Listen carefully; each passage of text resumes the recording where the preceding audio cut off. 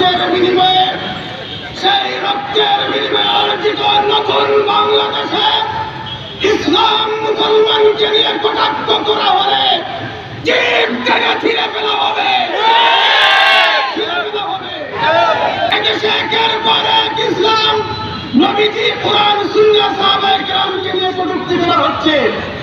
আমরা ইন্টারিমকে বলতে চাই, এই জঘন্য কর্মকাণ্ড বন্ধ করুন, তাইলে আবার একটি বিপ্লবের ঘোষণা আসবে ইনশাআল্লাহ।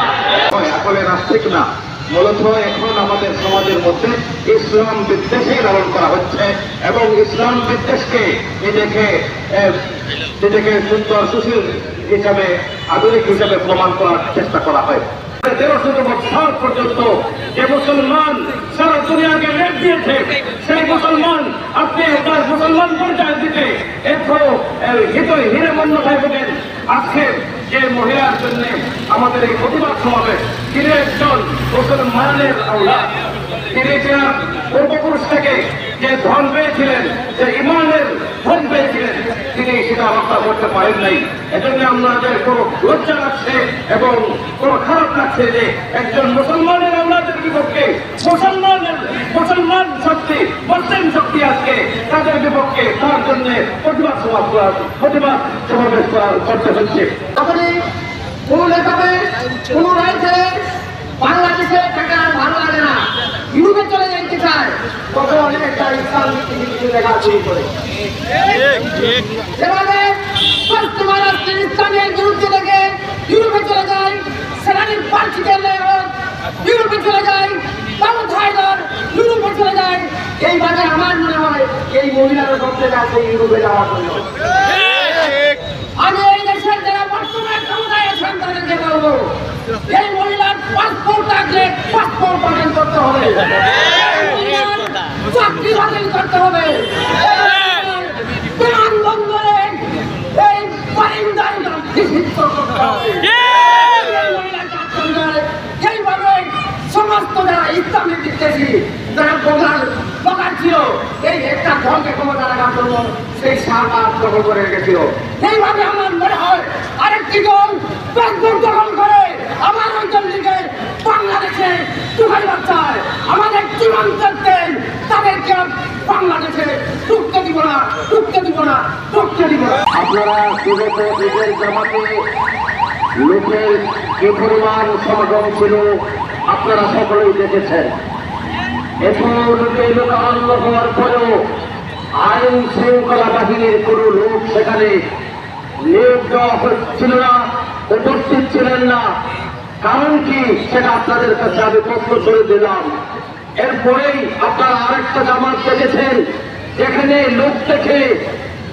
লোকদেরকে পাহারা দেওয়ার জন্য সরকারি আইন শৃঙ্খলা বাহিনী বেশি ছিল, আপনারা দেখেছেন কিনা? এই আমাদের সাথে আইন শৃঙ্খলা নামে অনিয়মতা কেন করা হচ্ছে?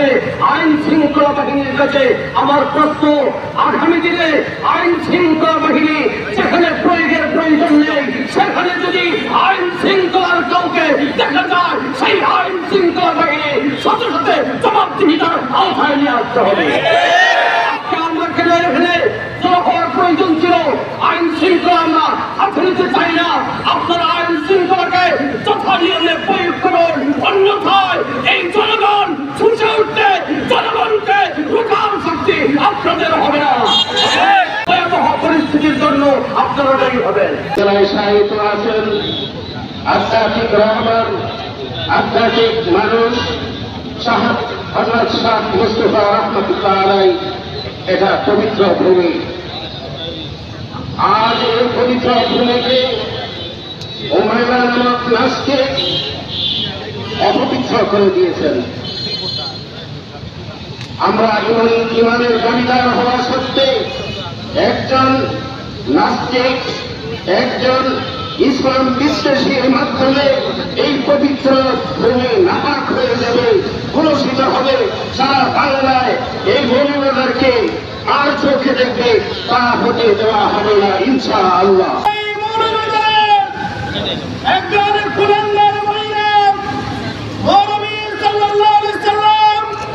এবং তার সাহায্যকে যে সমস্ত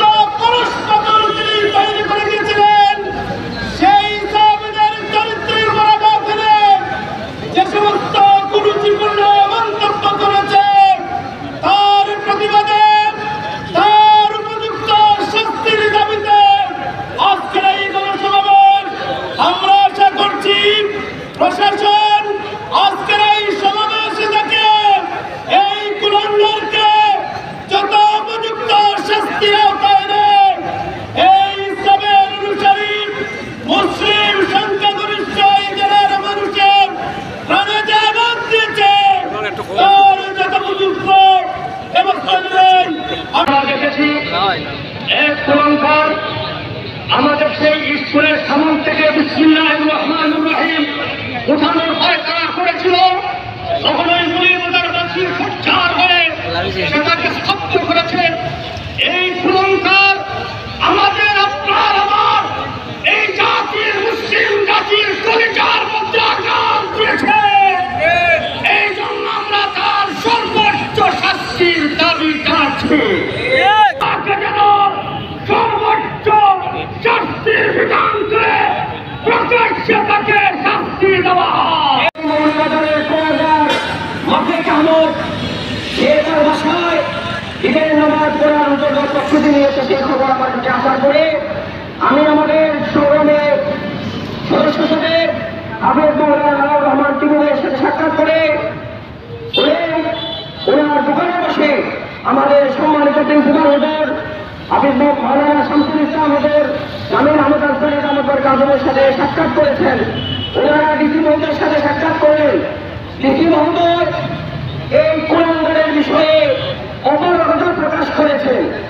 আমাদের আশ্চর্য হওয়ার এই বিষয়ে আমাদের ন্যূনতম ইমান যদি থাকতো, একটা কুলাঙ্গার নবী রাসূলুল্লাহ সাল্লাল্লাহু আলাইহি ওয়াসাল্লামের সুন্নাত প্রবর্তন করেছে, তার বিষয়ে সঠিক সিদ্ধান্ত নিতে আমরা অবরোধ পেশ করি। আমরা আমাদের চাকরির চিন্তা করে এই বিষয়গুলো নিয়ে আমাদের বলা দরকার। এভাবে অনেক ইসলামী নাস্তিকদেরকে জনগোষ্ঠীকে পাঠানোর জন্য গ্রেফতার করা হয়েছে, কিন্তু পরবর্তীতে বিভিন্ন আইনের বাদ পুকুর দিয়ে এদেরকে বের করে দেওয়া হয়েছে। কথা মিথ্যা মিথ্যা। আমরা প্রধানমন্ত্রী জানিয়ে দিতে চাই, আমাদের কলিজায় হাত দেওয়া হয়েছে। আমরা আমাদের ইমান, নবী, সাহাবায়ে কেরামদের মহব্বত, সাহাবায়ে কেরামদের সালে বেয়াদবি করা হয়েছে, নবীর সালে বেয়াদবি করা হয়েছে। আমরা প্রশাসনকে এই কথা জানিয়ে দিতে চাই, এই মৌলবাজারের মানুষ অত্যন্ত শান্তিপ্রিয় সভ্য মানুষ, কিন্তু নবীর মহব্বতের জন্য, ইসলামের জন্য, কোরআনের জন্য যদি ডাক আসে, তাহলে এই মৌলবাজারের মানুষ তাদের জীবন দিতে প্রস্তাব করবে। কুলাঙ্গার মহিলার সর্বোচ্চ শাস্তি এই বাংলার জমিনের নাম হয়, তাহলে আমরা মৌলবাজারকে অস্ত্র করে দেওয়ার মতো কর্মসূচি দেওয়ার সক্ষমতা আমাদের আছে কিনা?